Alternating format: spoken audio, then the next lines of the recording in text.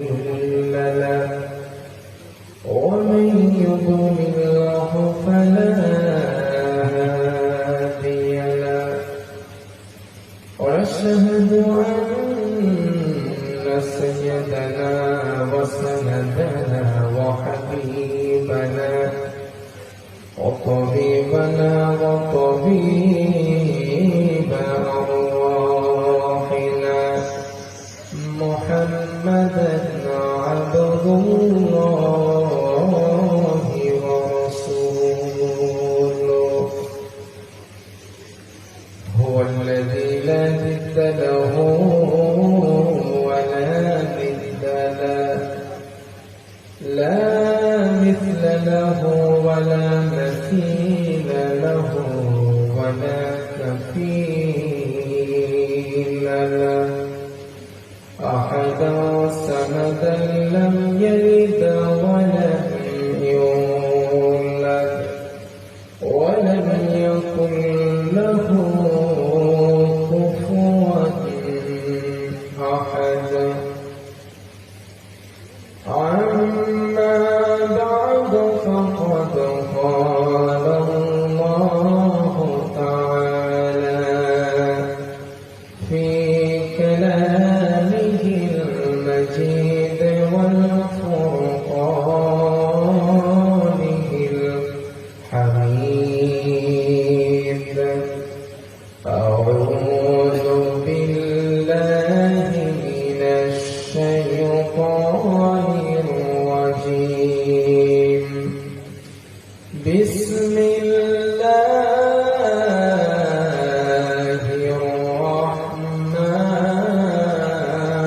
الرحمن الرحيم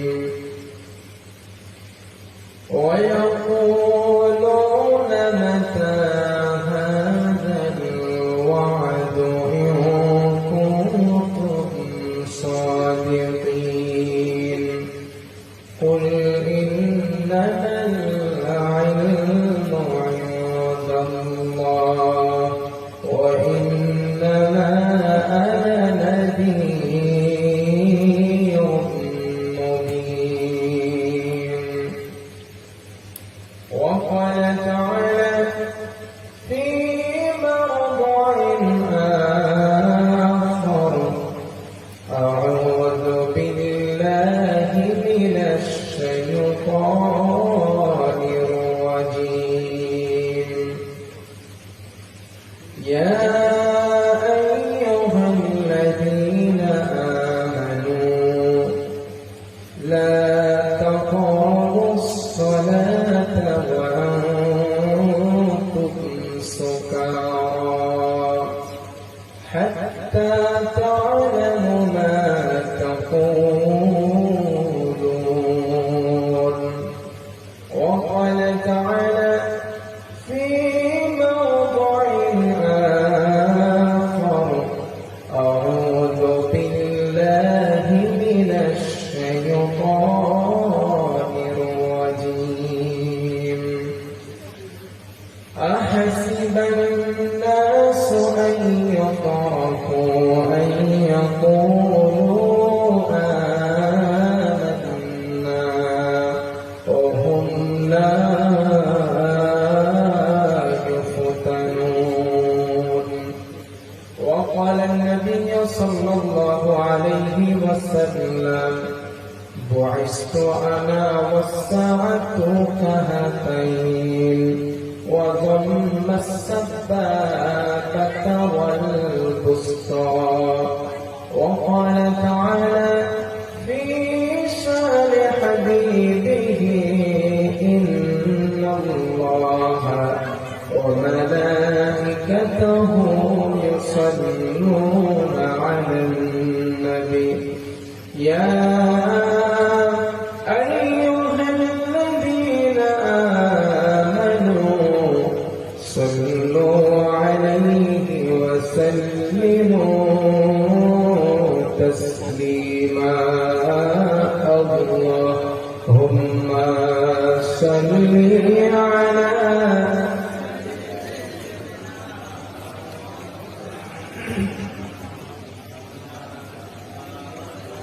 وعلى آل سيدنا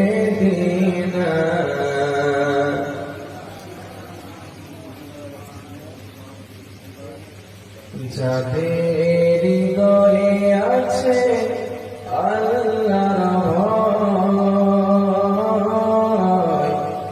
তারা কবু পথ ভুলে যায় না। আল্লাহর প্রেম ছাড়া এই দুনিয়ায় কারো কাছে কোনো কিছু চাই না। যাদের হৃদয়ে আছে আল্লাহর ভয় তারা কবু পথ ভুলে যায় না। আল্লাহর প্রেম ছাড়া এই দুনিয়ায় কারো কাছে কোনো কিছু চাই না। রাতের আঁধারে যারা সিজদাতে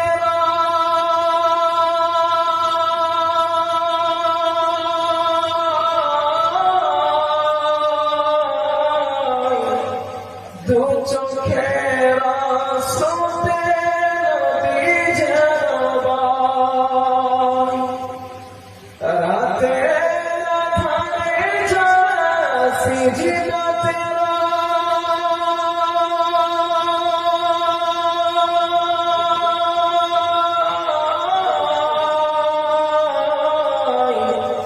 দু চোখের আঁসুতে নদী যেন বয়।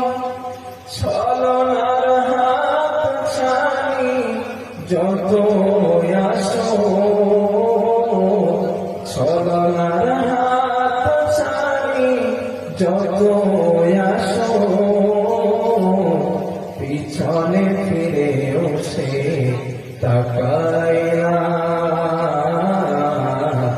আল্লাহর প্রেম ছাড়া এই দুনিয়ায় কারো কাছে কোনো কিছু চাই না। কারো কাছে কোনো কিছু চাই না। আলহামদুলিল্লাহ, আজ জলসার সম্মানিত নির্ধারিত শিক্ষিত সভাপতি সাহেব, আমার সামনে বসে থাকা ইসলাম দরদি, কোরআন প্রেমিক, আল্লাহ ও তার রাসূল প্রেমিক আমার আব্বাজান ও ভাইরা, মাগরিবের পর থেকে এত সময় পর্যন্ত বিভিন্ন উলামায়ে কেরামের কাছ থেকে তথ্যমূলক আলোচনা আপনারা শ্রবণ করছিলেন। বাড়িতে বসে পর্দার আড়াল থেকে বিভিন্ন মা এবং বোনেরা তারা আলোচনা কম বেশি শ্রবণ করেছেন। আমার পরে বক্তব্য রাখবেন হযরতুল আল্লাহ হযরত মাওলানা আলী আসগর সাহেব তাআলা আলিয়া বারাকাল্লাহু ফি হায়াতি।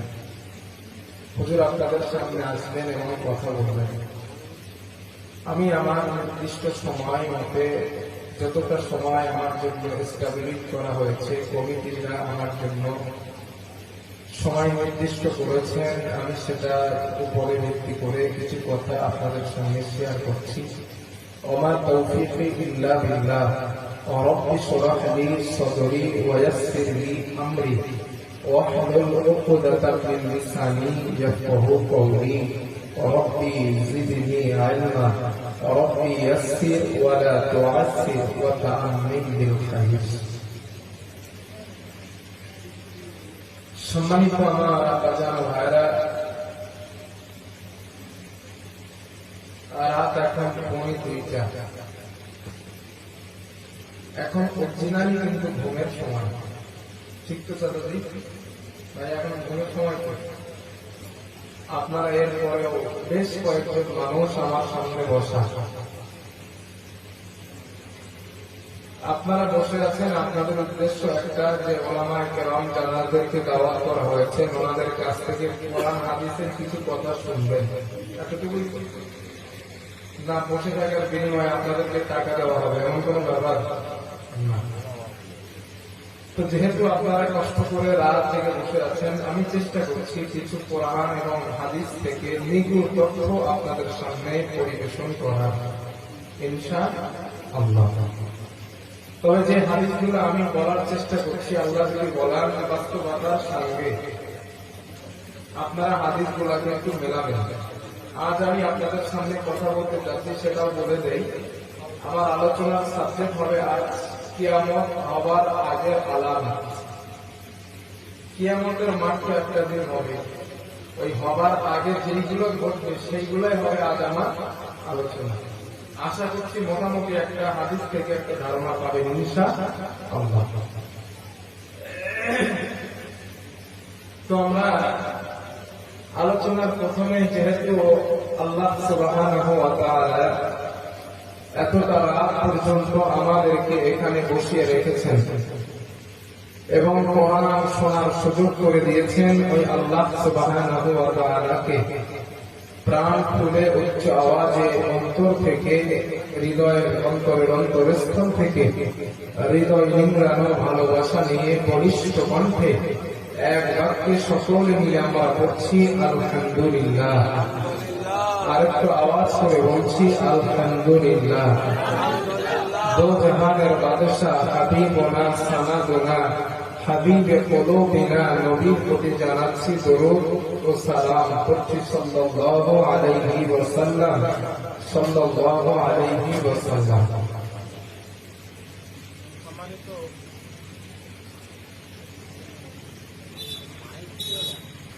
সম্মানিত আমার আব্বাজান ও ভাইরা, আমি জানি না আমি আজ আপনাদেরকে কতটুকু বোঝাতে সক্ষম হব, কতটুকু বোঝাতে আমি সক্ষম হব আপনাদের।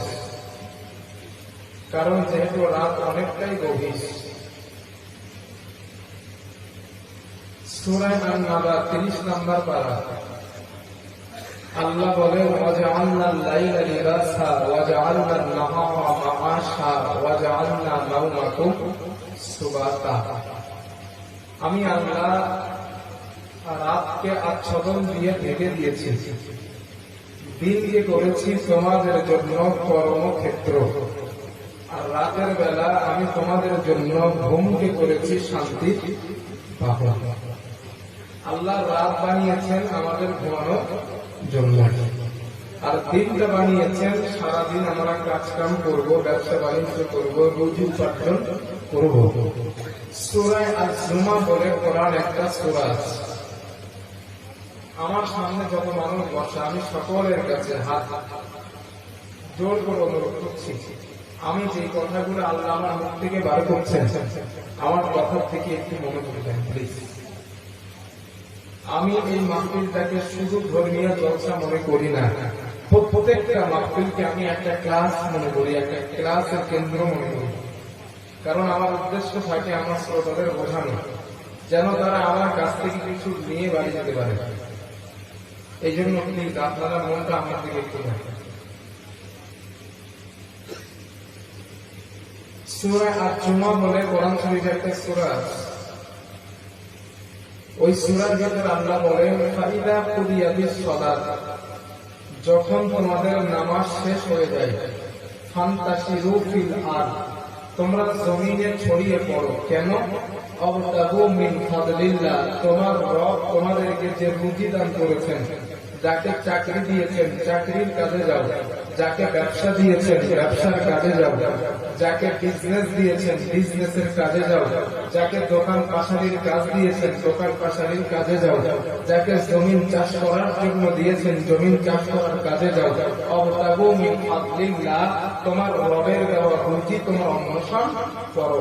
ও মানুষ, সারাটা দিন তোমরা রুজি অন্বেষণ করে রোজগার করতে যে ক্লান্ত হয়ে যাবে তোমার হাত দুটো, ক্লান্ত হয়ে যাবে তোমার চক্ষু দুটো, ক্লান্ত হবে তোমার প্রেম, ক্লান্ত হবে তোমার পা, ক্লান্ত হবে তোমার হিউম্যান বডি। সারাদিন কাজ করার পরে আমি আল্লাহ কালো চাদর দিয়ে দিনটাকে ঢেকে রাত বানিয়েছি। ওই রাতের বেলা তোমরা ঘুমাবা, ওয়াজআলনা নাওমাকুম সুবাতা।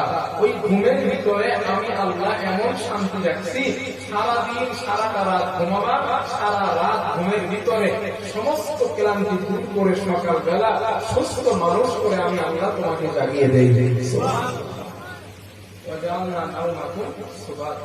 আমি আল্লাহ ঘুমকে শান্তির বাহন করেছি। তাহলে আল্লাহ আমাদের রাত বানাইছেন ঘুমানোর জন্য, তো ভাইয়া ঘুমানোর জন্য, কিন্তু এরপরও আপনারা এখানে বসে আছেন। যেহেতু আপনারা বসে আছেন, হাদিসে পাকে নবীজি বলছেন, মান ইউরিদিল্লাহু বিহি খায়রান ইউফাক্কিহু ফিদ্দীন। আল্লাহ নবী বলেন, আল্লাহ যাকে ভালোবাসেন, যার প্রতি তিনি মুনতাখাব করেন, যাকে তিনি মহব্বত করেন, তাকে তিনি কোরআন হাদিসের ইলম অর্জন করার তৌফিক দেন। সুবহানাল্লাহ।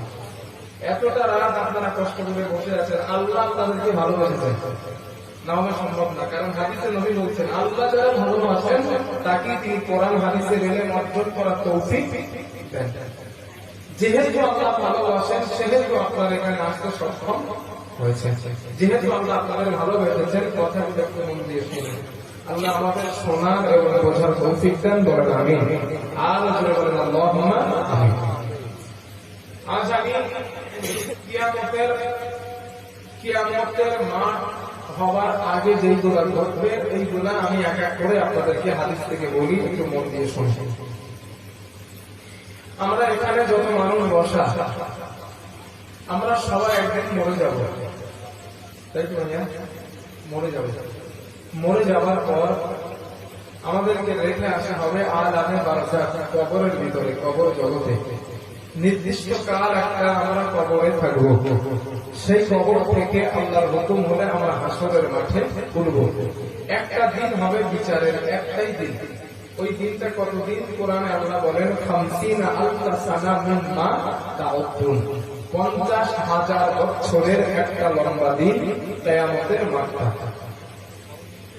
এই দিনটা আসার আগে যে আলামতগুলো ঘটবে, এই আলামতগুলো আমি এক এক করে আপনাদের সামনে বলার চেষ্টা করছি। আল্লাহ যেন আমাকে তৌফিক দেন, বলেন আমিন। সূরা মুলক 29 নম্বর পারা।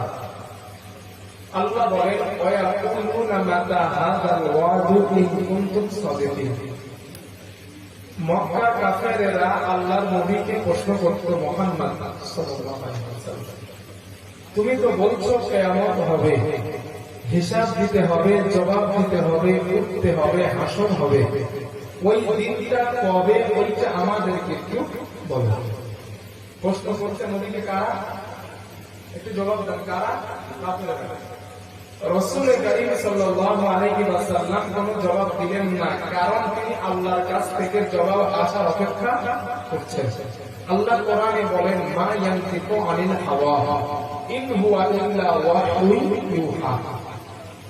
আমার নবী তোমাদেরকে সেটাই বলেন যেটা আমি আল্লাহ নবীর কাছে ওহী করছি।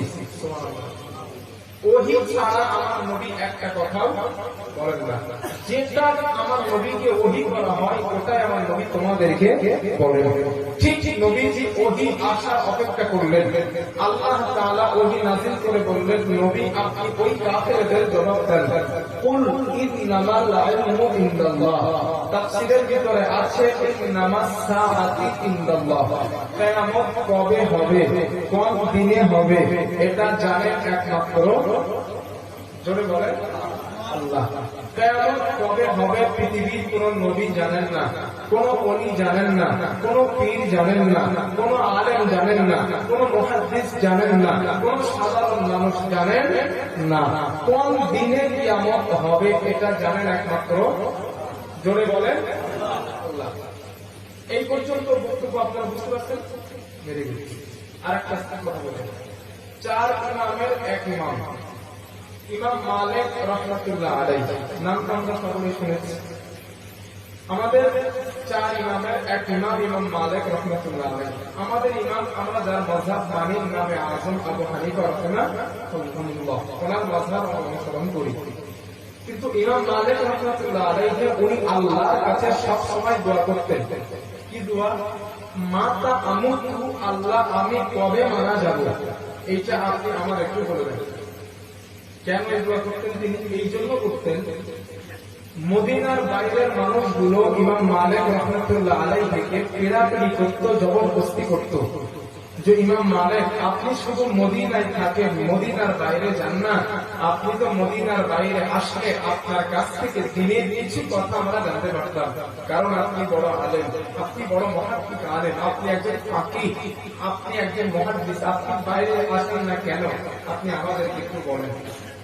ইমাম মালিক রাহমাতুল্লাহ আলাইহির ভয় ছিল, উনি যদি মদিনার বাইরে দাওয়াতের কাজে যেতেন আর ওই দিন যদি ওনার মৌত হয়, ওই ভয়ে উনি বাইরে। আর আল্লাহর কাছে দোয়া করতেন, মাতা আমুতু, আল্লাহ আমি কবে মারা যাব এটা আমাকে একটু বলে দেন। যদি আমি জানতে পারি ওই দিন আমি মারা যাব, ওই দিনটাই মদিনার বাইরে মদিনায় থাকবো, বাকি দিনগুলো মদিনার বাইরে যাব। আল্লাহ ইসলাম এই দোয়া করতে করতে হঠাৎ একদিন রাত্রে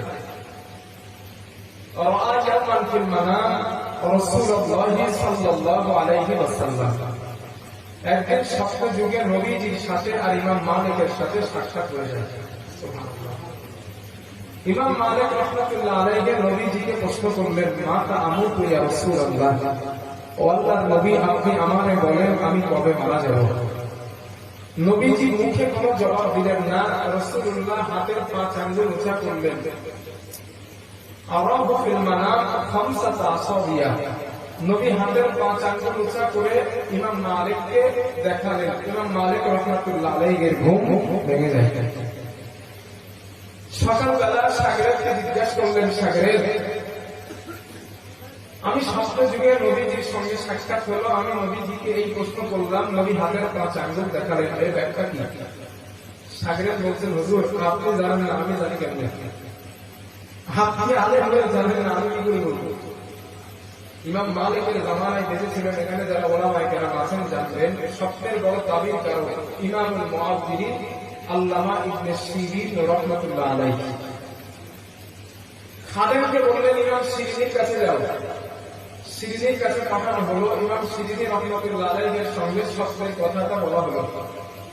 ইমাম সিরিনি বললেন, যাও ইমাম মালিককে গিয়ে বলবা উনি নবীজিকে হাতের মুখে প্রশ্ন করেছেন কবে মারা যাবে, নবী হাতের 5 আঙ্গুল দেখিয়েছেন। এটার অর্থ হলো উনি কবে মারা যাবে এটা শুধু নয়, আরো 4টে বিষয় এমন আছে, টোটাল 5টা। এই 5টা বিষয়ের জ্ঞান পৃথিবীর কোন নবী জানে না, পৃথিবীর কোন ওলি জানে না, পৃথিবীর কোন পীর জানে না, কোন মানুষ জানেন না, জানেন একমাত্র আল্লাহ। এই 5টা কি কি? এই 5টা বিষয়টা আল্লাহ কোরআনে বলে দিয়েছে। আল্লাহ রাব্বুল আলামিন বলেন, ইন্নাল্লাহা ইনদাহু ইলমুস সাআ ওয়া ইউনাজ্জিলুল গায়সা ওয়া ইয়া'লামু মা ফিল আরহাম ওয়া মা তাদরি নাফসুম মাযা তাকসিবু গাদা ওয়া মা তাদরি নাফসুম বিআইয়ি আরদিন তামুত ইন্নাল্লাহা লাতীফুন খাবীর। জোরে বলেন আল্লাহু আকবার। আল্লাহ রাব্বুল আলামিন বলেন, বান্দারা 5টা বিষয়ের জ্ঞান দুনিয়ার কেউ জানে না, জানি একমাত্র আমি তোমার আল্লাহ। 5টা বিষয়ের ইলম কাউকে আমি আল্লাহ দেই নাই। পৃথিবীর কোন নবী জানে না, পৃথিবীর কোন ওলি জানেন না, পৃথিবীর কোন পীর, কোন সাধারণ কোন আলেম জানেন না, জানেন একমাত্র আল্লাহ। তার ভিতরে 1 নাম্বার, কিয়ামত কবে হবে, কোন দিনে হবে, এটা দুনিয়ার কেউ জানে না, জানেন একমাত্র আল্লাহ। 2 নাম্বার ওয়ানাজিলুল গায়স, পানি কোথায় কখন কতটা বর্ষণ হবে এটা দুনিয়ার কেউ জানে না, জানেন একমাত্র আল্লাহ। 3 নাম্বার ওয়ায়ালামু মা ফিল আরহাম, মায়ের হামের ভিতরে, মায়ের গর্ভের ভিতরে সন্তান ছেলে হবে না মেয়ে হবে, ভালো হবে না মন্দ হবে এটা দুনিয়ার কেউ জানে না, জানেন একমাত্র আল্লাহ। 4 নাম্বার ওয়ামা তাদরি নাফসুম মাযা তাকসিবু গাদা, আগামীকাল সে কি উপার্জন করবে, কতটা উপার্জন করবে এটা দুনিয়ার কেউ জানে না, জানেন একমাত্র আল্লাহ। 5 নাম্বার ওয়ামা তাদরি নাফসুম বিআইয়ি আরদিন তামুত, সে কোথায় কি অবস্থায় কখন মারা যাবে এটা দুনিয়ার কেউ জানে না, জানেন একমাত্র, জোরে বলেন আল্লাহ। আল্লাহ নবী বললেন, তুমি কবে মারা যাবে না শুধু না, আরো 4টে বিষয় এমন আছে যেটা দুনিয়ার কেউ জানে না, আমি নবীও জানি না, আর জানেন একমাত্র আল্লাহ। তার ভিতর একটা কিয়ামত কবে হবে, এই কিয়ামতের দিনটা কবে এটা দুনিয়ার কেউ জানে না, জানেন একমাত্র আল্লাহ। আল্লাহর নবী কিয়ামত কবে হবে না জানলে কোনো সমস্যা নাই, তবে আল্লাহর নবী কিয়ামত হওয়ার আগ মুহূর্ত পর্যন্ত আলামতগুলো বর্ণনা করে গিয়েছেন। আল্লাহর নবী বলেন কিয়ামতের 1 নাম্বার আলামত, আল্লাহ পাকের নবী বলেন বুইসতু আনা ওয়াসসাআতু কাহাতাইন, আল্লাহর নবী বলেন আমি নবী দুনিয়ায় আসাটা কিয়ামতের প্রথম নাম্বার আলামত। আল্লাহর নবী হাতের মধ্যমা এবং চতুর্থ আঙ্গুল আল্লাহর নবী উঁচা করলেন, আল্লাহর নবী উঁচা করে বললেন ওয়া যাম্মাস সাবাবাতা ওয়াল বুসরা, আল্লাহর নবী বলেন এই মধ্যমা আঙ্গুলের থেকে চতুর্থ আঙ্গুলের যতটা ব্যবধান আমি নবী আর কিয়ামতের মাঝখানে ঠিক এতটাই ব্যবধান। কথা বুঝাইতে পারছি না? অযম্মাস সাবাবাতা ওয়াল বুসরা, এই মধ্যম আঙ্গুলের থেকে তর্জনী আঙ্গুলের যতটা ব্যবধান নবী বলছেন আমি আর কিয়ামতের মাঝখানে ঠিক ততটাই ব্যবধান। কতটা আস্কার বলেন তো একটু মনে হয় একদম, তাহলে এইটা গেলে 1 নাম্বার আলামত। আল্লাহ নবী বলেন 2 নাম্বার আলামত, আল্লাহ নবী বলেন আমি নবী দুনিয়া থেকে বিদায় হয়ে যাওয়াটা কিয়ামতের 2 নাম্বার আলামত। আল্লাহ নবী বলেন কিয়ামতের 3 নাম্বার আলামত, আল্লাহ নবী বলেন ইনশিকাকুল কমার, চন্দ্র দুখণ্ডিত হয়ে যাওয়াটা কিয়ামতের আরেকটা আলামত। আল্লাহর নবীর জামানায় বুখারীর অল্প বর্ণনা, ইবনে মাজার আরেকটু বর্ণনা, 2টা বর্ণনা একত্রিত করলে পুরো বর্ণনাটা কমপ্লিট হয়ে যায়। আল্লাহর নবীর জামানায় নবীজি কাবা শরীফের চারপাশে মাগরিবের নামাজের আগে প্রবেশ করলেন। আল্লাহর নবী প্রবেশ করার সাথে সাথে আবু জেহেল নবীর পিছু পিছে প্রবেশ করলো। শুধু আবু জেহেল নয়, ওয়া আসহাবুল্লাহু জুলুস, আবু জেহেলের বন্ধুরাও নবীর পিছনে পিছনে প্রবেশ করলো। আল্লাহর নবী নামাজে দাঁড়াবেন, নবীজি বসা। আবু জেহেল বলল মুহাম্মদ আসমানের দিকে তুমি তাকাও, ওই যে আসমানের বিরাট চন্দ্র দেখা যায়, তোমার সাথে ওই চন্দ্রকে যদি তুমি দুখণ্ডিত করে দাও, আমরা তোমার উপর ঈমান আনবো, তোমার আল্লাহর উপর ঈমান আনবো। আল্লাহর নবী সিজদায় পড়ে গেলেন, নবী কান্না করা শুরু করলেন, রব্বুল আলামিন আপনি যদি আকাশের চন্দ্রকে দুখণ্ডিত করে দেন, অনেকগুলো কাফের ঈমান আনবে, আবু জেহেল ঈমান আনবে। আল্লাহর নবী সিজদায় পড়ে কান্না করা শুরু করলেন। হযরত জিবরাইল নবীজির কাছে আসলেন, ইয়া রাসূলুল্লাহ, আপনি কান্না করবেন না, আপনার হাতের ইশারায় আল্লাহ যদি আসমানের চন্দ্রকে অনেকগুলা খণ্ড করে দেন, আবু জেহেল কিন্তু ঈমান আনবে না। তবে নবীজি, আল্লাহ আপনাকে বেইজ্জতি করবেন না, আপনি আপনার শাহাদাত আঙ্গুল দিয়া আসমানের চাঁদের দিকে ফিরে ইশারা করুন, বাকি কাজটা আল্লাহ পাক করবেন। আল্লাহর নবী দাঁড়ালেন, নবীজি তর্জনী আঙ্গুল দিয়া আসমানের চাঁদের দিকে ফিরে নবীজি ইশারা করলেন, ইনশিকাকুল কমার। নবীর হাতের ইশারায় চন্দ্রকে আল্লাহ দ্বিখণ্ডিত বানিয়ে দেয়। বুখারীর বর্ণনা, জাবালে কাইনুকা নামে একটা পাহাড়, ওই পাহাড়ের উপরে একটা খণ্ড পড়ে যায়, আর একটা খণ্ড আর একটা পাহাড়ের উপরে পড়ে যায়। আল্লাহ নবী বললেন, চাচা, আল্লাহ আমার হাতের ইশারায় আসমানের চন্দ্র দ্বিখণ্ডিত করে দিলে। ও চাচা, আপনি ঈমান আনেন? আল্লাহর নবী যখন এই কথা বললেন, আবু জেহেল বলল, মুহাম্মদ, এতদিন জানতাম তুমি ছোট জাদুকর, এখন দেখছি তুমি অনেক বড় জাদুকর। জোরে জোরে বলেন নাউজুবিল্লাহ। ঈমান আনেন? কারণ জিবরাইল বলছে, ঈমান আনবে না, আপনার হাতের ইশারায় আল্লাহ আপনার বড় খণ্ড করল।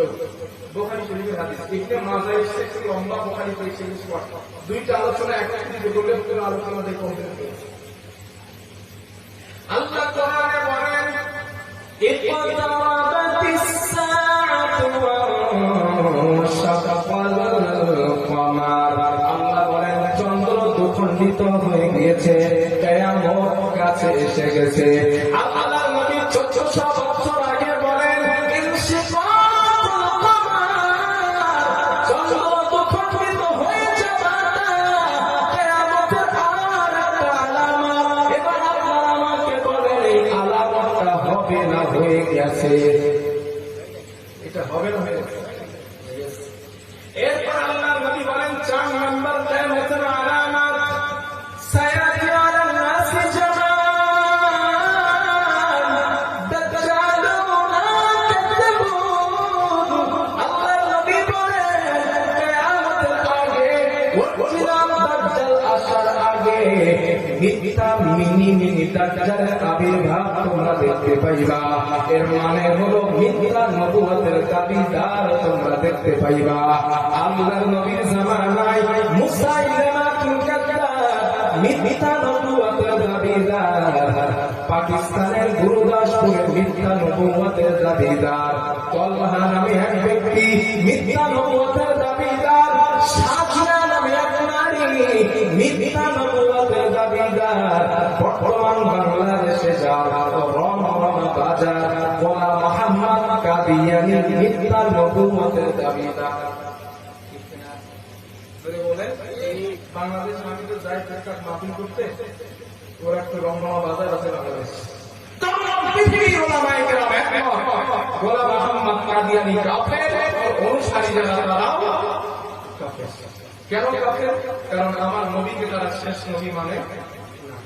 এখন আল্লাহ কি বলে দেখেন, আল্লাহ রাব্বুল আলামিন বলেন, মা কানা মুহাম্মাদুন আবা আহাদিন মির রিজালিকুম ওয়ালাকিন রাসূলুল্লাহি ওয়া খাতামান নাবিয়্যিন ওয়া কানা আল্লাহু বিকুল্লি শাইইন আলিমা। জোরে বলেন আল্লাহু আকবার। আল্লাহ রাব্বুল আলামিন বলেন, মুহাম্মদ সাল্লাল্লাহু আলাইহি ওয়াসাল্লাম তোমাদের কোন পুরুষের বাবা নন, তিনি আমার রাসূল, তিনি আমার নবী, আখিরি জামানা পয়গম্বর। নবী মুহাম্মাদের পরে কোন নবী নাই, নবী মুহাম্মাদের পরে কোন রাসূল নাই। আল্লাহর নবী বলেন, আলা খাতামুন নাবিয়্যিন, আমি নবী মুহাম্মদ শেষ নবী, আমি নবী মুহাম্মাদের পরে কোন নবী নাই, আমি নবী মুহাম্মদ পরে কোন রাসূল নাই। কিন্তু গোলাম মুহাম্মদ কাদিয়ানী বলে না না, নবী মুহাম্মদ শেষ নবী না, আমি গোলাম মুহাম্মদ কাদিয়ানী গোলাম শেষ নবী। এখন নবী শেষ নবী অস্বীকার করা মানে কোরআনকে তো অস্বীকার করা, তাই তো? আর যারা কোরআনকে অস্বীকার করে তাদের ব্যাপারে ফতোয়া কি দেবেন? একটু জোরে বলেন। ফতোয়া ফতোয়া আপনারা দিতে হবে না, আল্লাহ দিচ্ছেন নিজে ফতোয়া। আল্লাহ রাব্বুল আলামিন বলেন, ইন্নাল্লাযীনা কাযযাবু বিআয়াতিনা ওয়াস্তাকবারু আনহা লা তুফাত্তাহু লাহুম আবওয়াবুস সামাওয়াতি ওয়াল আরদ হাত্তা ইয়ালিজাল জামালু ফি সাম্মিল খিয়ার ওয়াল্লাহু ইয়াসিমুকা মিনান নাস। জোরে বলেন নাউযুবিল্লাহ।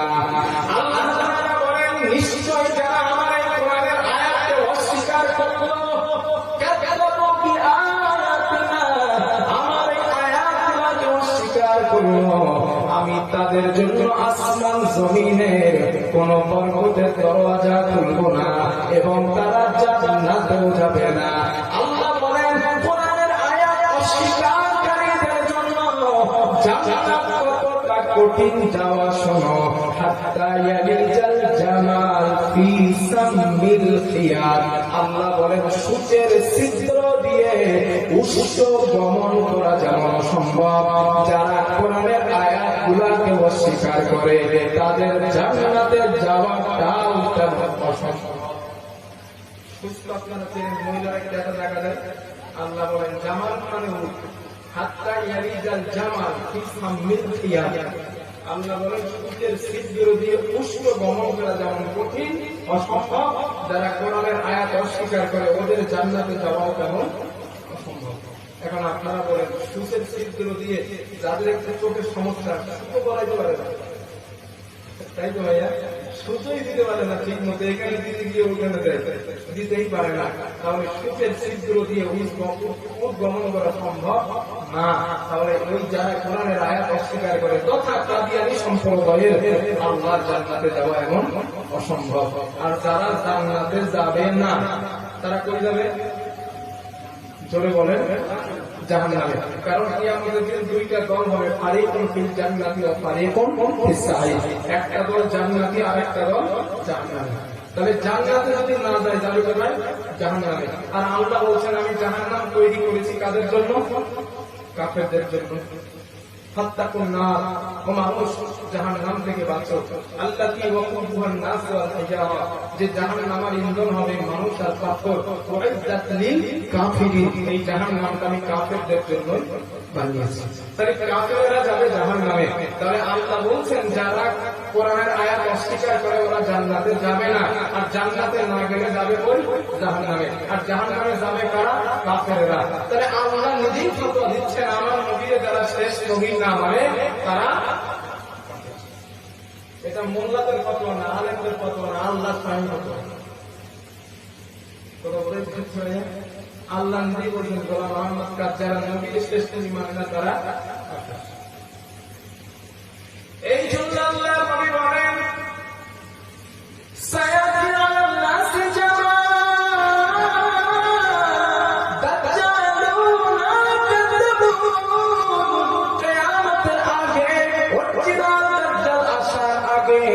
মিথ্যা নবুয়তের দাবিদার তোমরা দেখতে পাইবা। হাদিসের ব্যাখ্যায় পাওয়া যায় মুহাদ্দিসিনে কেরাম বলেন কমপক্ষে 30 জন মিথ্যা নবুয়তের দাবিদার কিয়ামতের আগে আসবে। এখন আপনারা বলেন এটা আসবে না অলরেডি চলছে? এরপর আল্লাহ নবী বলেন 6 নম্বর কিয়ামত আসার আগে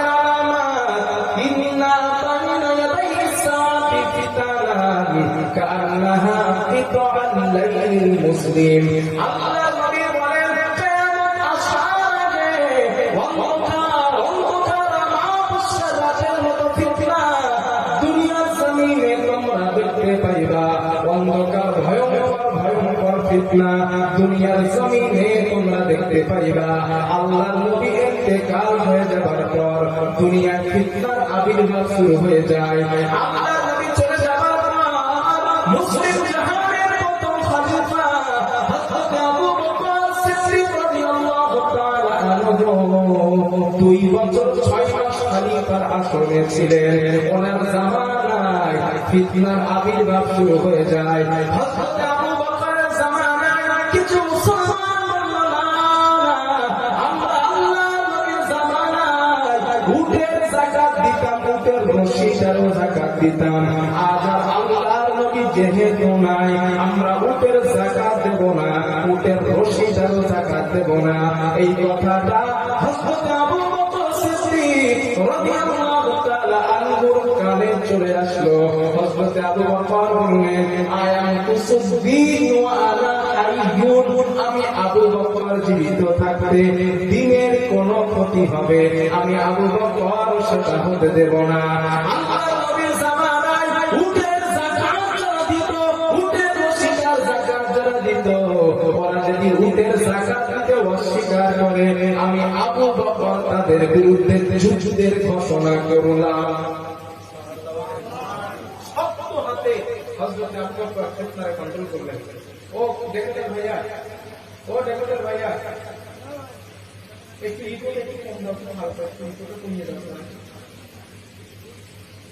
হযরত আবু বকর রাদিয়াল্লাহু আনহু শক্ত হাতে ফিতনারে কন্ট্রোল করলেন। আবু বকর 2 বছর 6 মাস ছিলেন খলিফার আসনে। উনি চলে যাওয়ার পর আমিরুল মুমিনিন দ্বিতীয় খলিফা হযরত ওমর রাদিয়াল্লাহু আনহু আসলেন। এখন আপনারা বলেন, ওমর রাদিয়াল্লাহু আনহু শক্ত, নরম না গরম? জি, নরম না গরম? গরম, বিরাট গরম। হযরত ওমরের জামানায় উনি আরো শক্ত হাতে ফিতনারে কন্ট্রোল করলেন। কত শক্ত ছিল একটা দৃষ্টান্ত দিচ্ছি, একটা এক্সাম্পল দিচ্ছি। একজন মহিলা হযরত ওমর রাদিয়াল্লাহু আনহুর কাছে আসছে, এসে বলছেন, হুজুর, আমার স্বামী আমারে 100 তালাক দিয়েছে। 100 তালাক দিয়েছে। এই তথ্যটা আমি দিচ্ছি শহীদ মেহরাব ওমর ইবনে খাত্তাব, এই কিতাবটার ভিতরে এই তথ্যটা আছে। আমি ওখান থেকে পড়ে বলছি আপনাদের। শহীদ মেহরাব ওমর ইবনে খাত্তাব, এই কিতাবটার ভিতরে, ওই কিতাবটাই শুধু হযরত ওমরের জীবনে, আর কিছু নেই। আমি বাংলাদেশ ঢাকা থেকে এনেছিলাম ওই কিতাবটা। আমি শুনেছিলাম সাইদি সাহেবের মুখে, উনি ওনার বক্তব্য শুনতে শুনতে এই কথাটা আমার মনে, উনি বলেন, হযরত ওমরের জীবনী যদি কেউ ভালোভাবে জানতে চান, শহীদে মেহরাব ওমর ইবনে খাত্তাব, এই কিতাবটা আপনারা পড়বেন। আমি বাংলাদেশ ঢাকা এক লাইব্রেরি থেকে এনেছিলাম। ওটা খুব চমৎকার লিখেছে, চমৎকার লিখেছে। এটা মূল লেখা কিতাবটা হলো আরবি, এখন বাংলায় ট্রান্সলেশন হয়েছে। তো ওই কিতাবের ভিতরে এসছে, ওই মেয়েটা এসে বলছে, হুজুর, আমার স্বামী আমার 100 তালাক দিয়েছে। তো হযরত ওমর রাদিয়াল্লাহু তাআলা আনহু বললেন যে তোমার স্বামীকে ডাকো। স্বামী এসেছে, আসার পরে হযরত ওমর বললেন, তুমি তোমার স্ত্রীকে কত তালাক দিয়েছো? বলছে, হুজুর 100 তালাক। বলল, কেন? 3 তালাকে স্ত্রী তালাক তুমি জানো না? বলে, হুজুর জানি, 3 তালাকে স্ত্রী তালাক জানি, কিন্তু রাগের মাথায় দিয়ে দেবে। আমাদের ঘরে দুটো একটা যুগ আছে, দেখবেন রাগ হয়ে গেলে বউরে তালাক করে দেয়। ঝগড়া হয়েছে, পারিবারিক সমস্যা হয়েছে, বউরে তালাক দেয়। খবরদার যুবক ভাইয়া যারা বিয়ে করছেন, রাগ আসাটা স্বাভাবিক। আমাদের রাগ হয় না? হয়। আমাদের কি ফ্যামিলিতে সমস্যা হয় না? স্বামী স্ত্রী, হ্যাঁ হয়। হয় না কেন? নবীজিদের, নবীরও হয়েছে, রাগারাগি হয়েছে স্বামী স্ত্রীর ভিতরে। আমরা আশ্বাস পেয়েছি, নবী কি বলতেছেন? হ্যাঁ, আমরা রাসূলের বলছি, অনেক হাদিস আছে। মুসলিম শরীফের একটা হাদিস বলি শোনেন। নবীজি ঘরের ভিতরে বসা, সাহাবায়ে কেরাম নবীজির কাছে অনুমতি চাইলেন, হুজুর আমরা কি ঘরে ঢুকবো? নবীজি বললেন না, অনুমতি দিলেন না। যা আবু বকর সিদ্দিক রাদিয়াল্লাহু আনহু, কিছু সময় পর হযরত আবু বকর সিদ্দিক আসলেন। আসার পরে বললেন, হুজুর আমি কি আসবো? নবীজি অনুমতি দিলেন। কিছু সময় পর হযরত ওমর আসলেন। ওমর এসে বললেন, হুজুর আমি কি আসবো? নবীজি অনুমতি দিলেন। হযরত ওমর রাদিয়াল্লাহু আনহু ঘরে ঢুকে দেখেন রাসূলের ডান দিকে বসা নবীর স্ত্রী আমাদের আম্মা জান আয়েশা সিদ্দিকা রাদিয়াল্লাহু তাআলা আনহা, হযরত আবু বকর সিদ্দিক রাদিয়াল্লাহু আনহুর মেয়ে। নবীজির বাম পাশে বসা হযরত ওমর রাদিয়াল্লাহু আনহুর মেয়ে হযরত হাফসা রাদিয়াল্লাহু আনহা। হাদিসের ভিতরে এসেছে যে রাজুলুন, একজন অপরজনের ভিতরে একদম মানে গোটো শুরু মেরে বসে আছে। স্ত্রীরাও বসা, নবীজিও বসা, কিন্তু নবীজির চেহারায় রাগ। হযরত ওমর চিন্তা করলেন যে নবীজির একটু হাসানো লাগবে, রসুলকে একটু হাসানো দরকার। রসুল কারীম সাল্লাল্লাহু আলাইহি ওয়াসাল্লাম আমাকে হযরত ওমর একটা গল্প শোনালেন। হযরত ওমর বললেন, হুজুর আপনি যদি হাফসার মেয়েকে দেখতেন, হুজুর আপনি যদি হাফসার মেয়েকে দেখতেন মানে আমার স্ত্রীকে দেখতেন। হযরত ওমরের স্ত্রী নবীজির শাশুড়ি, নবীজির শাশুড়ি। হযরত ওমর বলছেন, হুজুর আপনি যদি হাফসার মেয়ে তথা আমার স্ত্রীকে দেখতেন আপনার রাগ উঠত। হযরত রাসূল বললেন, ওমর কেন আমার রাগ উঠত? হযরত ওমর বললেন, হুজুর আমার স্ত্রী শুধু আমার কাছে এটা চাই ওটা চাই, কাপড় দাও, এটা দাও, সেটা দাও। রাসূলুল্লাহ বললেন, ওমর তুমি কি করেছো? হযরত ওমর বললেন, হুজুর গলাটা টিপে ধরেছি, গলাটা টিপে ধরেছি। এই কথাটা শোনার পর ফাদাহিকা রাসূলুল্লাহ হাত্তা বাদাত নাওয়াজিজুহু, নবীজি একটা হাসি দিলেন, নবীর সামনের মাড়ির দাগটা দেখা যায়। আপনারা যে হাসলেন না, এই হাসিটা আপনাদের স্বভাব হয়েছে, এই হাসিটা স্বভাব হয়েছে আপনাদের। যেখানে রাসূলুল্লাহ হাসিয়েছেন ওখানে হাসানো স্বভাব, আর যেখানে নবী হাসাননি ওখানে হাসানো বিলকুল হারাম। অর্থ হাসি দেওয়া জায়েজ নেই, হারাম। তবে হাসতে গিয়ে যদি মাড়ির দাঁত দেখা যায়, মাড়ির দাঁত এই দাঁতটা দেখা যায়, না যায় ধরনের যায় যাবে। কারণ হাদিসে এসেছে ফাদাহিকা রাসূলুল্লাহ হাত্তা বাদাত নাওয়াজিজুহু, নবী একটা হাসি দিলেন। হযরত ওমরের এই কথাটা শুনে নবীর মাড়ির দাঁতটা দেখা যায়। রাসূল কারীম সাল্লাল্লাহু আলাইহি বললেন, ওমর আবু বকর আমার স্ত্রী দুটো আমার কাছে শুধু এইটা চাই ওটা চাই, হুজুর আমার এটা দেন ওটা দেন। হযরত আবু বকর গিয়ে আয়েশা আমার গলা টিপে ধরেছে, ওমর গিয়ে নিজের মেয়ে হাফসার গলা টিপে ধরেছে। এই নবীর কাছে এইটা চাও কেন? নবী যারা দিতে পারেন সেটা চাও কিসের জন্য? আল্লাহ নবীর কাছে এটা নেই, তোমার নেই, তোমরা চাও কেন? কিসের জন্য চাও তোমরা? নবীর কষ্ট দাও কেন? তাহলে এই হাদিস থেকে বোঝা যায় নবীর ভিতরেও, পরিবারের ভিতরেও মনোমালিন্য কিছু সময় দেখা দিয়েছে। আল্লাহ কোরআনের আয়াত নাযিল করে বললেন, নবী আপনি আপনার স্ত্রীদের বলেন ওরা যদি দুনিয়া চায় আসতে বলেন দুনিয়া দিয়ে দেব, ওরা যদি দুনিয়া চায় বলেন দুনিয়া দিয়ে দেব, আর যদি আখিরাত চায় ধৈর্য ধরতে বলেন। নবীজি বললেন, তোমরা দুনিয়া চাও না আমার আখিরাত চাও? আমাদের আয়েশা এবং হাফসা রাদিয়াল্লাহু আনহা জবাব দিলেন, হুজুর আমরা আল্লাহ এবং রাসূলকে চাই, আমরা দুনিয়া চাই না। তাহলে এই হাদিস থেকে দুইটা জিনিস আমরা জানলাম। একটা হলো নবীজি হাসলেন, মাড়ির দাঁত দেখা গিয়েছে। দুইটা জানলাম নবীজির সংসারেও মনোমালিন্য কিছু কিছু সময় হতো। তাহলে দাঁত দেখা গেলে কোনো সমস্যা নাই। আর একটা হাদিস শোনেন, আর একটা শোনেন। এই হাদিসটা খুব মজার হাদিস, আপনারা হাসবেন স্বভাব হবে। রাসূল কারীম সাল্লাল্লাহু আলাইহি ওয়াসাল্লাম মসজিদে নববীতে বসা। একজন লোক নবীজির কাছে আসছেন, এসে বলছেন, হুজুর কাদ হালাকতু, হুজুর আমি ধ্বংস, আমি শেষ। আল্লাহর নবী বলছেন, কেন কি হয়েছে তোমার, তুমি শেষ কেন? ওই সাহাবাটা বলেন, হুজুর অকাতু ইমরাআতান ফি রমাদান, হুজুর আমার স্ত্রীর সঙ্গে রমজান মাসে এমন একটা কাজ হয়ে গেছে যেই কাজটা রমজান মাসে স্ত্রীর সাথে করা রোজাই থেকে হারাম, রমজানের বাইরে জায়েজ। আমি আর একটা দিতে পারছিলাম, আপনারা এটা বুঝে নেবেন। রমজান মাসে করা হারাম, রমজানের বাইরে জায়েজ।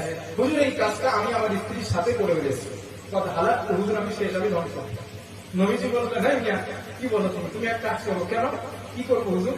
নবীজি বললেন, আতি করা পাওয়া, তুমি একটা গোলাম আজাদ করে দাও। ওই সাহাবা বললেন, হুজুর আমি গোলাম আজাদ করতে পারবো না, লাইসা লি, হুজুর আমি এটা পারবো না।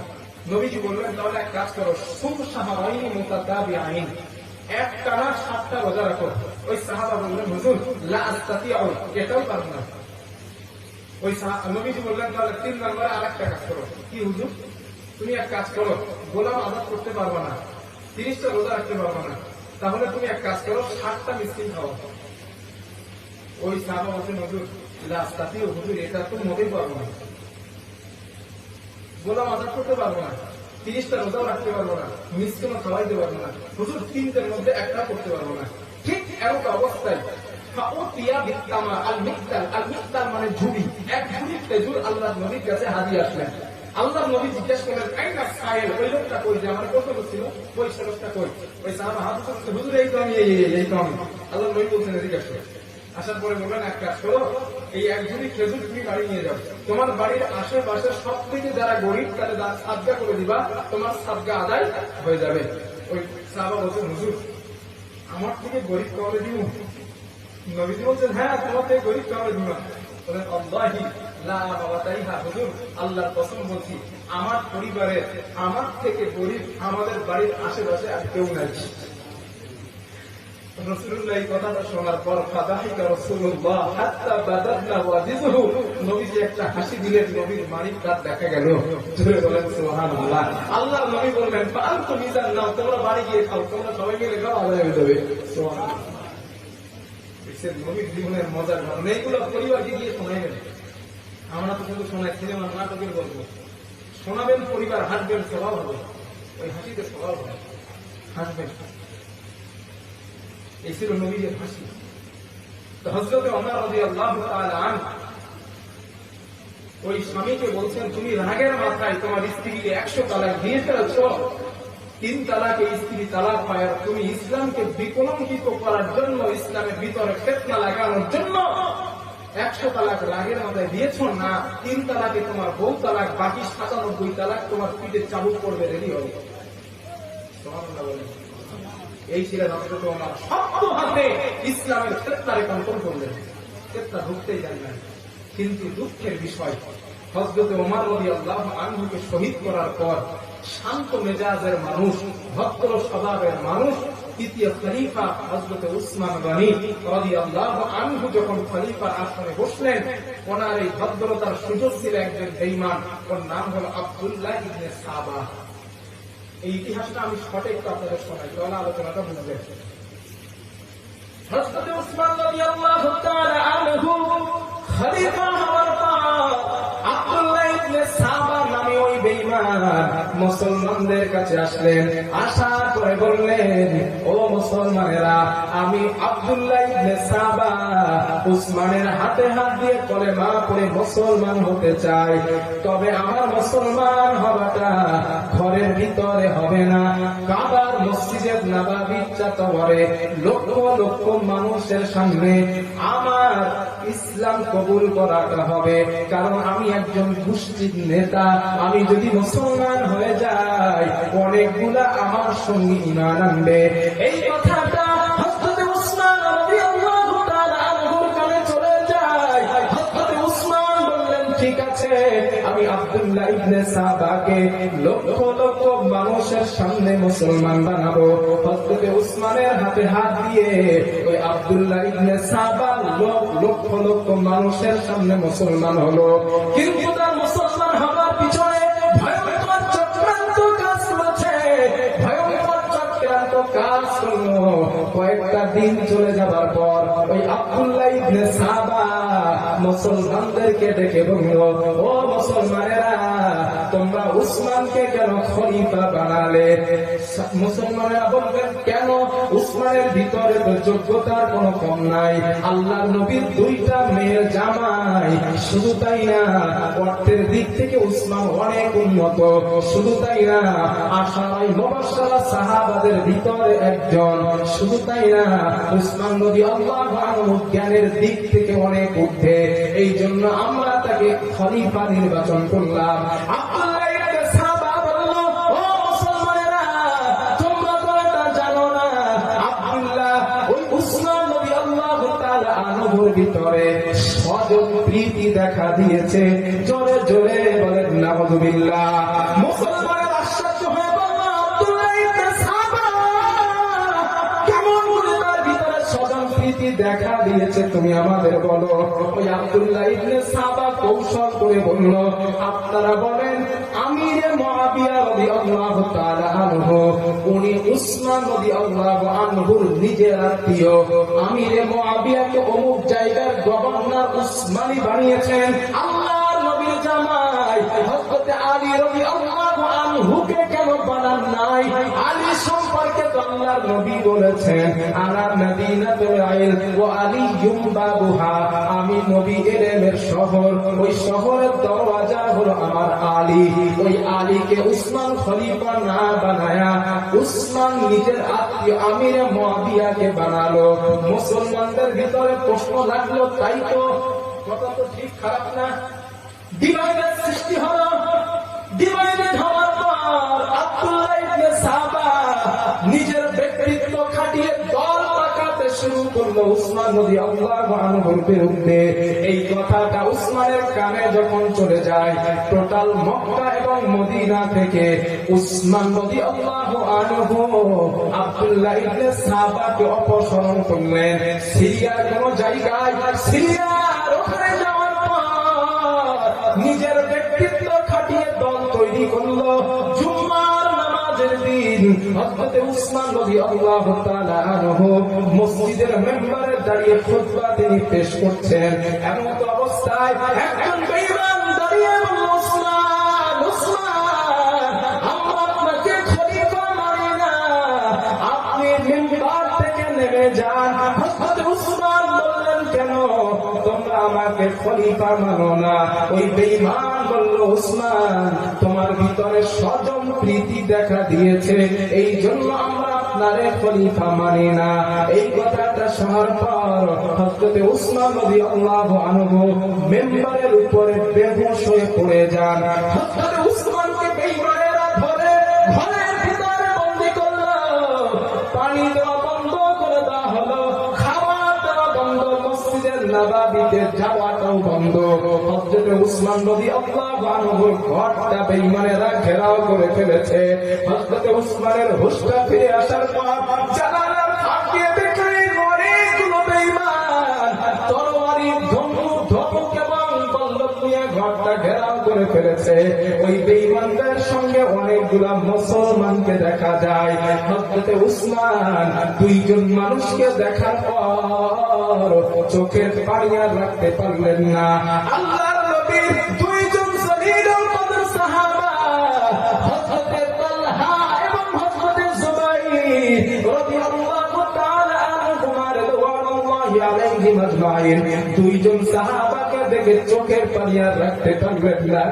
হযরত উসমান বললেন, তালহা, জুবাইর, তোমরা তো আল্লাহর নবীর জলিলুল কদর সাহাবা, তোমরা বেঈমানদের সঙ্গে কেমন করে হাত মিলিয়েছো?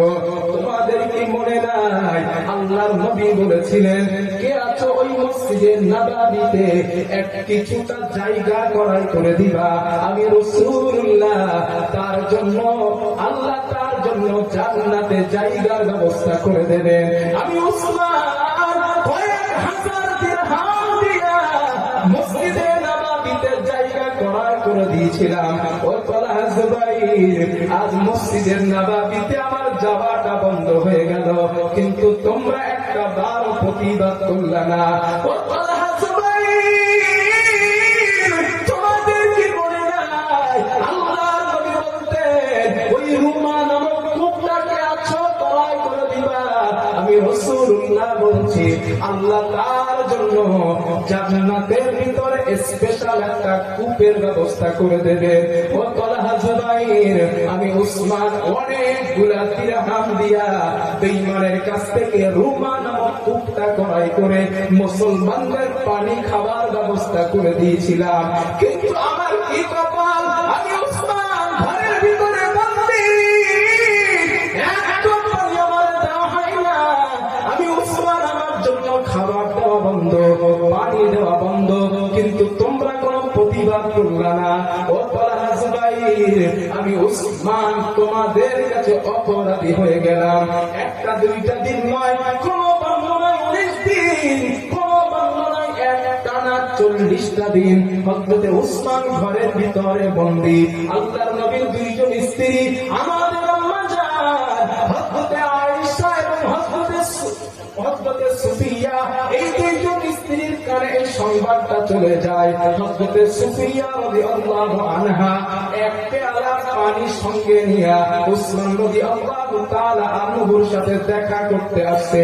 বেঈমানেরা দাঁড় করালো, সুফিয়া, কাছে কি কোনো খাবার আছে? হযরত সুফিয়া কোনো জবাব দিলেন না। কাছে কি কোনো পানি আছে? উনি চুপ থাকলেন, কোনো জবাব দিলেন না। বেঈমানেরা বলল, যাও যাও, সুফিয়ার কাছে যদি খাবার অথবা পানি থাকে, ওই খাবার পানিটা কেড়ে নিয়ে উসমানের সাথে দেখা করতে যেতে দাও। নবীর স্ত্রীকে পর্যন্ত বেঈমানেরা ছাড় দেয় নাই। হযরত সুমাইয়া রাদিয়াল্লাহু তাআলা আনহাকে মহিলাকে চেক করানো হলো।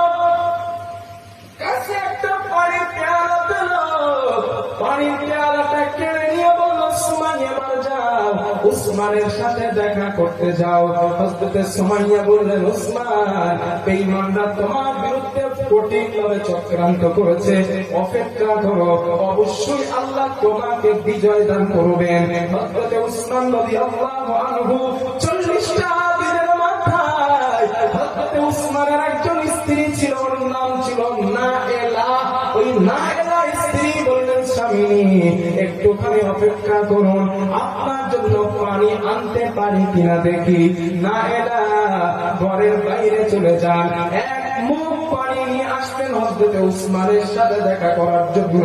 বেঈমানেরা দাঁড় করালো, ও নায়েলা,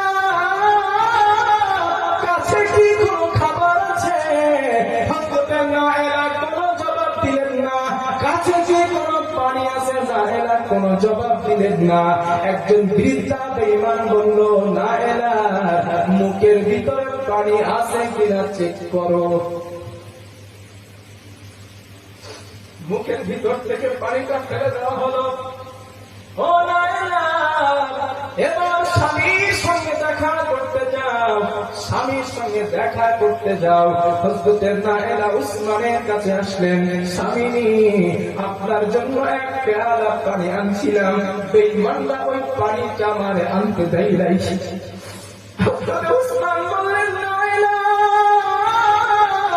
কার জন্য তুমি পানি আনতে গিয়েছ? আর 40টা দিন হয়ে গেল, আমি উসমান পানি দেওয়া বন্ধ, খাবার দেওয়াটা বন্ধ। আমি আজও নিয়ত করলাম, আজও আমি রোজা করব, আজও আমি রোজায় থাকবো। তবে নায়েলা, খুশির সংবাদ শোনাও, আমি যখন ফজরের নামাজ পড়ে ঘুমিয়ে গেলাম, আল্লাহর নবীর সাথে আমার স্বপ্নে সাক্ষাৎ হয়ে যায়। আল্লাহর নবী বললেন, উসমান, উসমান, সন্ধ্যা পর্যন্ত রোজাটা ধারণ করে নাও, আমি রাসূলুল্লাহ ইফতারের সময় তোমাকে নিয়ে আল্লাহর জান্নাতের ভিতরে ইফতার করব। হযরত উসমান বললেন, নায়েলা, পানি আনার কোনো দরকার নাই, আল্লাহর নবী আমাকে জান্নাতে ইফতারের অফার দিয়েছেন, এটার অর্থ হলো আমার সময় আর বেশি নাই, আমি উসমান শহীদ হয়ে যাব। সব থেকে বড় দুঃখের এই ইতিহাসের ভিতরে সব থেকে বড় দুঃখ, হযরত উসমান রাদিয়াল্লাহু তাআলা আনহুকে শহীদ করার জন্য সর্বপ্রথম যিনি প্রবেশ করেছিলেন, ওই ব্যক্তিটা ছিল হযরত আবু বকর সিদ্দিক রাদিয়াল্লাহু আনহুর আপন ছেলে মুহাম্মদ। যাই ভুল বোঝাইছে, ওই আব্দুল্লাহ ইবনে সাবা ভুল বুঝিয়ে নিজের দলে আছে। একটা বর্ণনা এসে উসমান রাদিয়াল্লাহু আনহুর দাড়ি ধরে টান মেরেছে মুহাম্মদ। হযরত উসমান বললেন, ভাতিজা মুহাম্মদ, আজ তুমি আমারে মারতে আসলা, তোমার আব্বা আবু বকর যদি দুনিয়ায় জীবিত থাকতো, তোমার আব্বা আবু বকর আমার পক্ষে হয়ে তোমার বাবা তোমার বিরুদ্ধে লড়াই করত। এই কথা শোনার পর হযরত মুহাম্মদ দূরে চলে যায়। হায় হায়, আমি কি করলাম? আমার চাচার বিরুদ্ধে আমার চাচাকে আমি হত্যা করতে আসলাম, এই বলে মুহাম্মদ দূরে চলে যায়। এই খবিসটার নাম আপনারা মনে রাখবেন, যেই ব্যক্তিটা হযরত উসমানকে শহীদ করেছিল, ওর নাম হলো আবু হিমার। আবু হিমার শব্দের অর্থ হলো গাধার বাপ। ওই গাধার বাপ আবু হিমার জানালা দিয়ে প্রবেশ করলো। হযরত উসমান রাদিয়াল্লাহু আনহু কোরআন তেলাওয়াত করতেছিলেন, সূরা আল বাকারা। এমন অবস্থায় উসমান রাদিয়াল্লাহু আনহুর কলিজা বরাবর মেরে দেয়। সূরা আল বাকারার 237 নম্বর আয়াতে উসমান রাদিয়াল্লাহু আনহুর শরীরের রক্তটা লেগে যায়। উলামায়ে কেরাম বলেন, কিয়ামতের দিন অনেক শহীদ ব্যক্তির সাক্ষী আল্লাহর কাছে দিবে তার গায়ের জামা, অনেক শহীদ ব্যক্তির সাক্ষী দিবে তার হাতের তরবারি। উসমান রাদিয়াল্লাহু তাআলা আনহুর শাহাদাতের সাক্ষী দিবে স্বয়ং আল্লাহর কোরআন। আল্লাহ নবী বলেন, ইন্না বাইনা ইয়াদাইস সাআতি ফিতানান কান্নাহা মুসলিম। আল্লাহর নবী বলেন কিয়ামতের আগে অন্ধকার অন্ধকার আমাবস্যার রাতের মতো ফিতনা দুনিয়ার জমিনে তোমরা দেখতে পাইবা।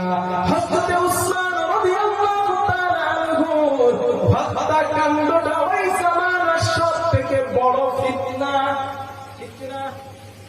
বর্তমান জামানায় উসমানের জামানা থেকে ফিতনা কম না বেশি? জোরে বলে। ঘুম আসতেছে নাকি আপনাদের? না বললে কি হবে? সব শুয়ে উঠে চুপচাপ তো দেখতে হচ্ছে। একসাথে থাকা কিন্তু বলেন না, বয়স্ক মানুষ কি করবে বলেন? শোবে না কি করবে? আপনি রাত্রে হয় আপনারা যারা সজাগ আছেন একটু ফোনে করেন। উসমান রাদিয়াল্লাহু আনহুর জামানা থেকে বর্তমান জামানায় ফিতনা কম না বেশি? বেশি। তাহলে এই আলামতটা হবে না হয়ে গেছে? হয়ে গেছে। এবার মুসলিম শরীফের একটা লম্বা হাদিস শোনা। এই হাদিসটার ভিতরে যদি কারোর গায়ে লাগে, আমার কিছু মনে করবেন না। যদি হাদিসটা কারোর গায়ে লেগে যায়, আমার কিছু মনে করবেন না, কারণ আমি হাদিস বলছি, হাদিসের ব্যাখ্যা করছি। যদি কারোর গায়ে লাগে, আমার শত্রু বার্তার না, কারণ এই হাদিসটা গায়ে লাগার মতোই হাদিস। আল্লাহর নবী বলেন, তোমরা এরপরে কিয়ামতকে লক্ষ্য করবা, কিয়ামতকে কাছে মনে করবা। আল্লাহর নবী বলেন, ইদা তুখিদাল ফাইউদওয়ালা, আল্লাহর নবী বলেন যখন গনিমতের মাল মানুষ লুটের সম্পদ মনে করবে, গনিমতের অর্থগুলো নিজের বাবার মাল মনে করবে, এই জামানা তোমাদের মাঝে যখন চলে আসবে, তখন তোমরা কিয়ামতটারে কাছে মনে করবা। আপনারা বলেন এই জামানাটা আসবে না এসে গেছে? এরপরে আল্লাহর নবী বলেন, ওয়াল আমানাতু মাগনামা, আমানতের খেয়ানত যখন করা শুরু হয়ে যাবে, তখন তোমরা কিয়ামতটারে কাছে মনে করবা। রাস্তা বানানোর জন্য 10 লক্ষ টাকা বরাদ্দ হয়, বরাদ্দ হবারটা হলো আমানত। 5 লাখ টাকা পকেটে যায়, 5 লাখ রাস্তায় লাগে। তাই তো স্কুল বানানোর জন্য 10 কোটি টাকা বরাদ্দ হয়, 5 কোটি টাকা পকেটে যায়, 5 কোটি টাকা স্কুলে লাগে। আল্লাহর কসম, এটা আমানতের খেয়ানত। রাষ্ট্র থেকে গরিবের জন্য অর্থ আসাটা এটা আমানত, গরিবের অর্থ শোষণ করাটা হলো আমানতের খেয়ানত। এইটা আছে না আসবে? আল্লাহর নবীর সাহাবারা প্রশ্ন করলেন, ইয়া রাসূলুল্লাহ, আল্লাহর নবী আপনি আমাদেরকে বলুন আমানতের খেয়ানতের ব্যাপারে আর একটু পরিষ্কার ব্যাখ্যা আপনি আমাদেরকে দেন। আল্লাহর নবী বললেন, তখন কিয়ামতকে তোমরা কাছে মনে করবা, নিকটে মনে করবা, যখন অযোগ্য ব্যক্তিকে যোগ্য জায়গায় বসানো হবে, তখন তোমরা কিয়ামতটারে কাছে মনে করবা। অধিকাংশ মসজিদের মাদ্রাসার সেক্রেটারি সমাজের ঘুষখোর, সমাজের ঘুষখোর সুদখোর মসজিদের মাদ্রাসার সেক্রেটারি অর্থ থাকার কারণে সুদ খেয়ে অনেক বড় লোক হয়েছে, নিজের স্ত্রীটারে বন্ধনের লোন দিয়া বড় লোক হয়েছে। ওই সব মশাই মসজিদের সেক্রেটারি, আল্লাহর কসম এটা আমানতের খেয়ানত, কিয়ামতের আলামত। পারলে আমার হাদিসকে দিলেন ব্যাখ্যা আর জীবন নষ্ট করবেন। মুসলিম শরীফের হাদিস জানেন, খুলে দেখে দিচ্ছি। আমি জীবনে বানিয়ে কথা বলি না, তবে ভুল হতে পারে, আন্ডারস্ট্যান্ডিং হতে পারে, তবে ইচ্ছা কিছু ভুল বলি না। এটা হাদিসের ব্যাখ্যা। নবীজি বলছেন, তোমাদের ওই সময় ওই সমাজের নেতা হবে, নেতৃত্ব হবে ওই সব মানুষগুলা যারা সমাজের সব থেকে নিকৃষ্ট ব্যক্তি, ওরাই তোমাদের নেতা হবে। এইটা মনে আগামীতে হবে, ভাবছে একদম হাদিস হবে। সমাজের নেতৃত্ব দেবে তোমাদের মূর্খ যারা সমাজের সব থেকে কেন্দ্রবাদ, মোস্তান, দস্যু, ওরাই হবে সমাজের নেতা। বাধ্য হয়ে ওই নেতার নেতৃত্ব মেনে নিতে হবে।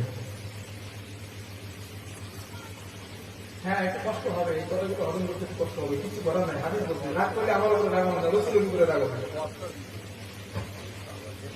আল্লাহ নবী বলেন আমানতের খেয়ানত যখন করা হবে তোমরা কেমন তারে কাছে মনে করবা। আর একবার বলেন এই জামানাটা আসবে না, চলছে। এরপরে আল্লাহ নবী বলেন, এটা ভালো করে শুনেন, আল্লাহ নবী বলেন ও দুনিয়ার মানুষ তোমরা শোনো, ওয়াসারাতিল আসওয়াতু ফিল মাসাজিদ, মসজিদে দুনিয়াদারি কথা বেড়ে যাবে, মসজিদে আওয়াজ বেড়ে যাবে। চাচার দোকানে লাভ হয়েছে না লস হয়েছে, মসজিদের বারান্দায় বসে গল্প করে। জোরে বল। জুম্মার দিন মসজিদে যখন আপনারা মিষ্টি দেন, ক্ষীর দেন, তাবারুক দেন, সিন্নি দেন, মসজিদের ভিতরে আওয়াজ হয় না? হয় না? খবরদার, এটা চলবে না। কারণ নবী বলেন মসজিদে আওয়াজ হওয়াটা, জোরে কথা হওয়াটা কিয়ামতের আলামত। মিষ্টি দেবেন, সিন্নি দেবেন, ক্ষীর দেবেন, যা দেন, মসজিদের বাইরে ভেতরে কিছু চলবে? সব বাইরে। আল্লাহ নবী বলেন ওয়াসারাতিল আসওয়াতু ফিল মাসাজিদ, মসজিদে দুনিয়াদারি কথা বেড়ে যাবে, মসজিদে আওয়াজ যখন বেড়ে যাবে তোমরা কিয়ামতের কাছে মনে করবা। এবার আপনারা বলেন এই জামানাটা আসবে না, চলছে? আর বলেন চলছে। এরপরে আল্লাহ নবী বলেন ওয়াসারাতিল কাইনাত ওয়াল মাআসিদ, আল্লাহ নবী বলেন কিয়ামতের আগে নায়িকার সংখ্যা বেড়ে যাবে, গায়িকার সংখ্যা বেড়ে যাবে, ওয়াল মাআসিদ, ঢোল তবলা বেড়ে যাবে। বর্তমান যুবক ভাইরা টুর্নামেন্টে ফুটবল অথবা ক্রিকেট খেলা, সেখানেও গান বাজনা আছে না নাই? আছে। রাজনৈতিক দলের অনুষ্ঠান, অরাজনৈতিক দলের অনুষ্ঠান হয়, সেখানেও গান বাজানো হয়। যুবক ভাইরা দর্জির কারখানায় কাজ করে, সেলাই কাজ, ওখানেও ধুমধাম। আল্লাহ নবী বলেন ওয়াল মাআজিদ, ঢোল তবলা বেড়ে যাওয়াটা কিয়ামতের আলামত। শুধু তাই না, ইসলামের নামে, মুসলমানের নামে ঢোল তবলা বর্তমান বেড়ে গিয়েছে। আমাদের হাওয়ার বসিরহাট হাওয়ায় যান, পীর সাহেবের মাজারে চলে যান, পীর সাহেবের ভক্ত নামের কলঙ্ক রাতে তারা ঢোলে বাড়ি দেয়, আর গাঁজায় টান মারে, আর গাঁজায় টান মারে, ঢোলের ভিতরে বাড়ি দেয়, আর কাওয়ালি গান করা শুরু করে। এখানে যাওয়ার দরকার নাই, আজমিরে চলে যান, খাজা মুঈনুদ্দিন চিশতি রাহমাতুল্লাহ আলাইহির মাজারে চলে যান, ওখানে দেখবেন কিছু ভক্ত নামের কলঙ্ক রাতের বেলা গাঁজায় টান মারে, ঢোলে বাড়ি দেয়। কথা বলে না কেন? নবীজি বলছেন ওয়াল মাআজিদ, ঢোল তবলা বেড়ে যাবে। এটা বাড়বে না বেড়েছে? জোরে বলেন, বাড়বে না বেড়ে গেছে? আল্লাহ নবী বলেন এই জামানা তোমাদের মাঝে যখন আসবে, কিয়ামতকে তোমরা তখন কাছে মনে করবা। আল্লাহ নবী বলেন এরপরে কিয়ামতকে তোমরা তখন কাছে মনে করবা। আল্লাহ পাকের নবী বলেন ও দুনিয়ার মানুষ শোনো, ওয়া তুআল্লিমা লিগাইরিদ্দিন, আল্লাহ নবী বলেন শোনো, তোমাদের জামানায় কিছু মানুষ এমন বার হবে যারা অল্প জ্ঞান অর্জন করবে, তোমাদের মাঝে আর একটা ফিতনা লাগানোর জন্য অল্প জ্ঞান অর্জন করবে, মানুষের মাঝে বদ্দিন প্রচার করার জন্য। শুধু বুখারী শরীফটা পড়বে, মসজিদের ইমাম সাহেবের কাছে চলে যাবে, হুজুর আপনি নাভির নিচে হাত বাঁধেন কেন? নাভির উপরে, বুকের উপরে হাত বাঁধার হাদিস আমরা বুখারী শরীফের ভিতরে পেয়েছি। ইমাম সাহেব যদি বলে ভাই বাকি 5 কিতাবের নাভির নিচে হাত বাঁধার হাদিস আছে, সে তখন ঘুরিয়ে বলে বুখারী বলো না, বাকি 5 কিতাব বলো। এই ঠিক আছে না নাই? ধরে বলে আছে না নাই? আছে। শুধু বুখারী শরীফ পড়বেন আর কিতাবগুলো পড়বে না, এসে আপনি ভুল করতেছেন কেন ভাই? আমরা নাভির নিচে হাত বাঁধি, হুজুর এটা ভুল, বুখারী শরীফের ভিতরে নাভির উপরে হাত বাঁধার হাদিস আছে। নবীজি হাদিসে 1400 বছর আগে বলছেন, অত অল্লিমান এবাইরিদ, অল্প জ্ঞান অল্প বিদ্যা অর্জন করে তোমাদের মাঝে সমাজের মাঝে ফিতনা লাগাবে, একটা জামানা আসবে তোমাদের মাঝে। বাস্তবতার সাথে এবার কথাগুলো মেলে না, আপনারা এই হাদিসের বাস্তবতাটা মেলা না। আমরা ইমাম সাহেবের পিছনে সূরা ফাতিহা পড়ি না, যারা হানাফি মাযহাবের মানে ফুরফুরা মতদর্শের আমরা যারা মানুষ, আমরা পড়ি না। কেন পড়ি না? আমরা বলি ইমামের কেরাত পড়াটা আমাদের জন্য কেরাত, তাই তো?